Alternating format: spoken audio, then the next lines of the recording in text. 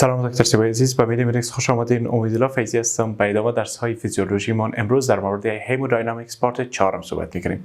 در درس قبلی در مورد velocity of blood flow صحبت کرده بودیم. با همون قسمت گفتیم امروز در مورد blood flow یا جریان خون صحبت می‌کنیم. خب به عنوان مورد نوشته می‌کنیم که blood flow یا جریان خون. blood flow با حجم از خون گفته میشه volume of blood which pass any area of circulatory system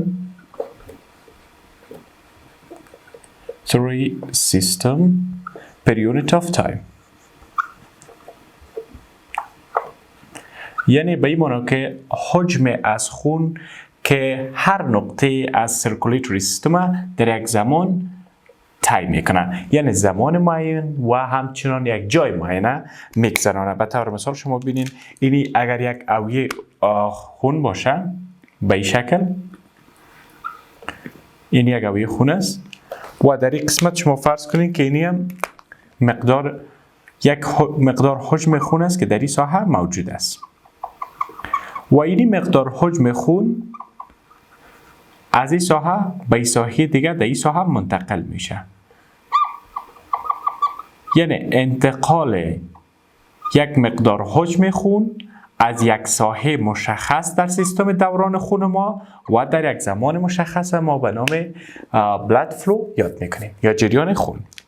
خب blood flow یا جریان خون در تمام سرکولیشن ما اگر ما صحبت کنیم در موردش، در تمام سرکولیشن جریان خون که است 5000 میلی لیتر در یک دقیقه می باشه که نمیره ما به نام کاردیاک آوتپوت هم یاد میکنیم. کاردیاک آوتپوت یا دهانی قلبی هم یادش میکنیم. بلاد فلو یا جریان خون که است توسط دو چیز است که تعیین میشه. بلاد فلو جریان خون در یک اویه توسط دو چیز است که مشخص میشه. دو فاکتوری است که را تعیین میکنه. یکی از ما به نام پریشر گریدینت یاد میکنیم. پریشر گریدینت و فاکتور دو میشه به نام رزिस्टेंस یاد میکنیم یا هم واسکولار رزिस्टेंस.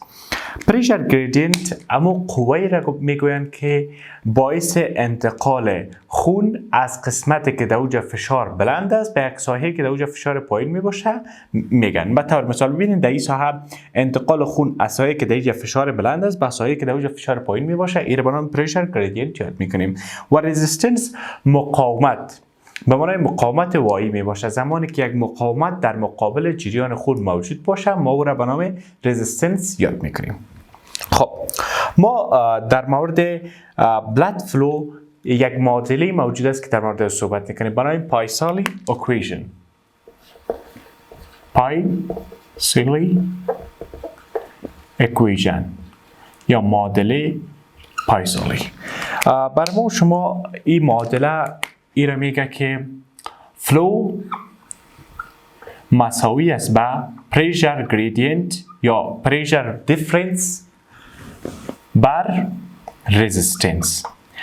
یعنی فلو رابطه مستقیم داره با پریشر گریدینت و رابطه معکوس داره با رزिस्टेंस. اگر پریشر گریدینت افزایش پیدا کنه فلو هم افزایش پیدا میکنه. اگر رزिस्टेंस افزایش پیدا کنه باعث کاهش فلو میشه. مقاومت اگر افزایش پیدا کنه یعنی فلو را کاهش میده. خب ببینیم در این معادله F بر ما و شما چی رو نشان میده؟ بلاد فلو را. بلاد فلو یا جریان خون. P بر ما و شما چی رو نشان میده؟ پریشر گریدینت. پریشر گریدینت که در اصل پریشر گریدینت یعنی پریشر دیفرنس. یک چیز دیگر هم میتونیم در اینجا اضافه کنیم که پریشر دیفرنس. در اصل پریشر دیفرنس برای ما نشان میده. یعنی P یک و P2. P1 امو ساحه که از این قسمت های پریشر می باشه، فشار بلند است. مثلا ببینید در اینجا این P1 است بر ما و شما و اینجا که به این خون منتقل میشه که لو پریشر است، اینو میگیم P2 و اینال تفاوت فشار میان اینی دو دانه را برای پریشر گریدینت ما یاد میکنیم. بعد از اون رزिस्टنس است. رزिस्टنس یا مقاومت اویه که را به نام توتال پریفرال رزिस्टنس یا TPR هم یاد میکنیم. TPR یا توتال پریفرال رزिस्टنس. خب نظر با این معادله اینال ما شما میتونیم که فلو را پیدا کنیم. ما و شما در اینجا ببینید پریشر گریدینت اول پیدا میکنیم. پریشر گریدینت اگر ما بیایم سیستمیک سرکولیشن تمامش در مورد سیستمیک سرکولیشن اینجا ما فعلا صحبت کنم. ببینید سیستمیک سرکولیشن، در سیستمیک سرکولیشن ما و شما گفتیم که در کل مین آرتریال پریشر در سیستمیک سرکولیشن چند است؟ مین آرتریال پریشرش 93 میلیمتر ستون سیماب بود. یعنی نقطه‌ای که شروع میشد از نقطه‌ای که های پریشر بود، های پریشرش در کل در حالت عادی میتونست 120 باشه ما گفتم، اما در حالت حد متوسطش که بود اون 93 میلیمتر ستون سیماب بود های پریشر. اینا لو پریشرش کجا بود؟ یعنی بالاخره سیستمیک سرکولیشن در کجا ختم میشد؟ بالاخره در رایت اتریوم ختم میشد. درست است؟ در رایت اتریوم چند بود فشار؟ در رایت اتریوم بود 0 میلیمتر ستون سیماب بود. پس در نتیجه 93 را که ما منفی کنیم از 0 میلیمتر ستون سیماب باز هم 93 میشه. یعنی پریشر گریدینت ما و شما در اینجا ببینید P1 منفی P2 میشه که بر ما و شما پریشر گریدینت نشان میده. ما اگر P1 ما را یعنی در اینجا P1 ما و شما اینی است و P2 ما ای است که های پریشر است لو پریشر است. ما اگر اینجا P1 و P2 را منفی کنیم بر ما و شما 93 میده. پس اینجا 93 میلیمتر ستون سیماب و ما و شما پیدا کردیم. ببینید فلو چند است؟ بلاد فلو. بلاد فلو در تمام سرکولیشن ما گفتم که در این قسمت گفتیم که 5000 میلیمتر می باشه در یک دقیقه، میلی لیتر البته می باشه در یک دقیقه و پریشر گریدینت ما و شما گفتیم به طور مثال این 93 می باشه در سیستمیک سرکولیشن. این دو چیز ما و شما پیدا کردیم. اینجا رزिस्टنس ما و شما ضرورت داریم. ببینید حالا ما میخوایم که رزिस्टنس پیدا کنیم تا که معادله ما را حل کنیم. درست است؟ ببینیم رزिस्टنس چه قسم ما پیدا میکنیم؟ رزिस्टنس در رزिस्टنس پریشر گریدینت بر فلو معادلش می باشه. رزिस्टنس مساوی است با پریشر گریدینت بر فلو. الان در اینجا پریشر گریدینت ما چند است؟ 93 میلیمتر ستون سیماب است. درست؟ و فلو چند است؟ فلو هم 5000 میلی لیتر در یک دقیقه می باشه پر منیت. وقتی که ما یا را با هم دیگر تقسیم کنیم در نتیجه بر ما و شما چند میده؟ در نتیجه 0.018 میلیمتر ستون سیماب بر میلی لیتر بر منیت بر ما و شما میده. یعنی ما و شما فهمیدیم که رزिस्टنس ما 0.0183 میلیمتر ستون سیماب بر میلی لیتر بر دقیقه می باشه. اینا ما و شما ایره میتونیم که حل کنیم. درست است؟ فلو چند میشه؟ اینا پیداش میکنیم. F مساوی است با میگیم F مساوی است با پریشر گریدینت ما چند بود؟ 93 میلیمتر ستون سیماب. رزिस्टنس ما چند است؟ 0.018 میلیمتر ستون سیماب بر میلی لیتر بر منیت.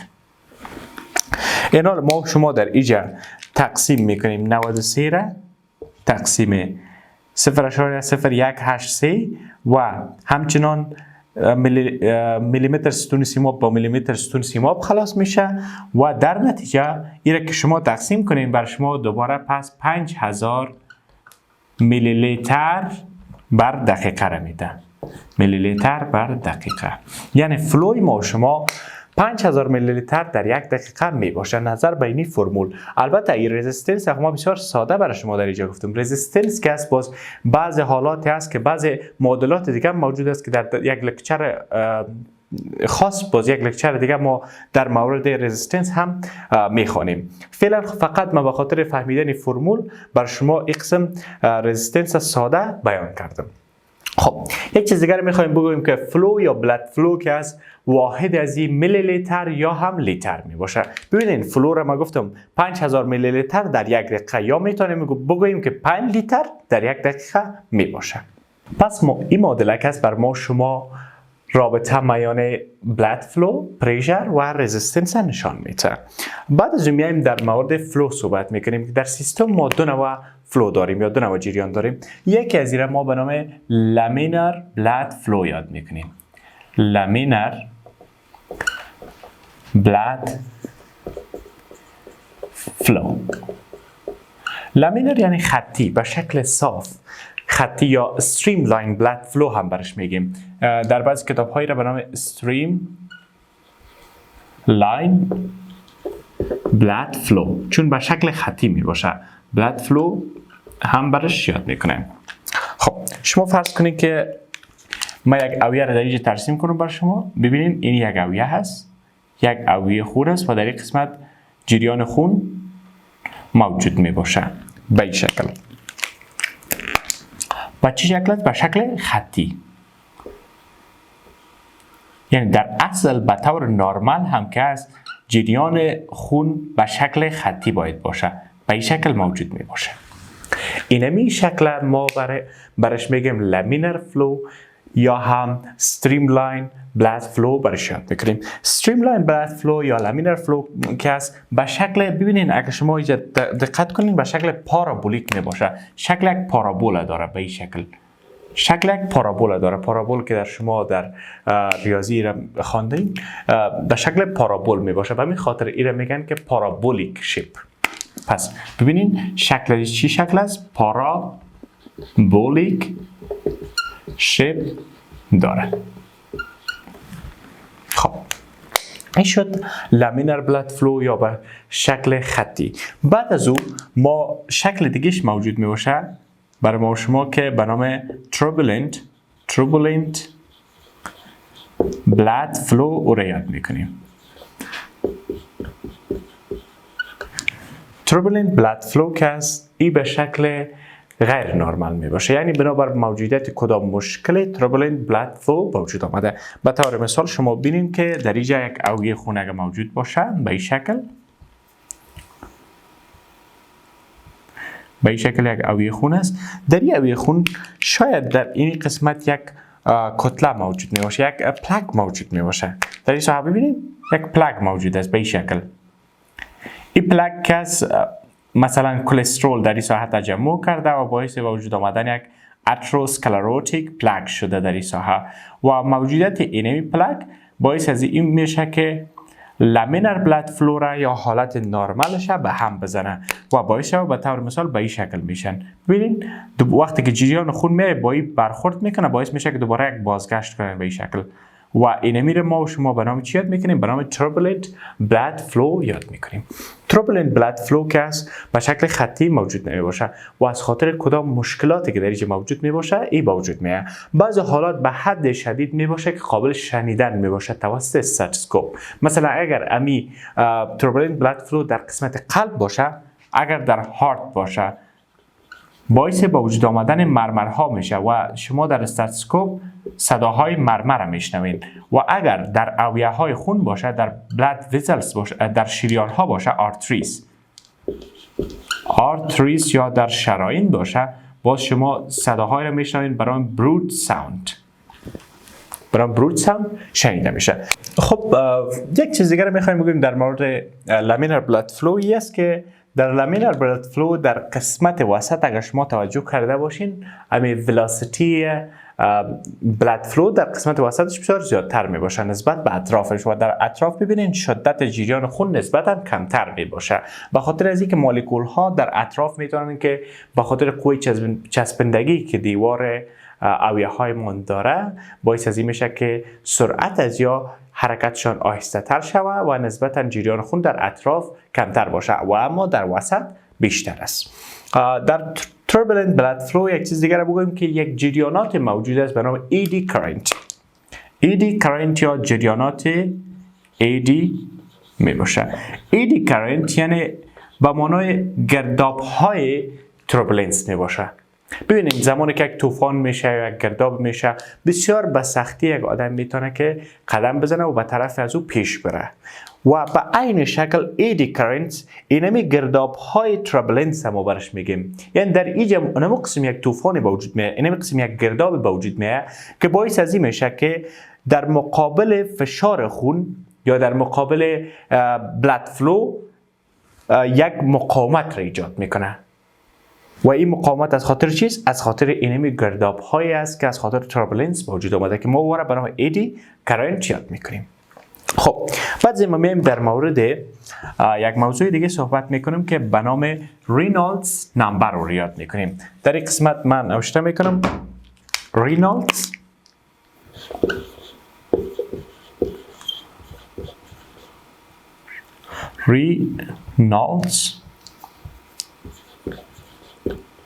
نمبر.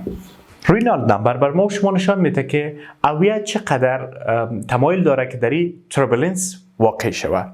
خب شما ببینید اینجا یک فرمولا موجود می باشه برای هم RE مساوی است به VDP و بالاخره A. در اینجا RE یعنی رینالدز نمبر، V که است به معنای velocity یعنی سرعت خون، D دیامتر یعنی دیامتر یا قطر اویه، P هم density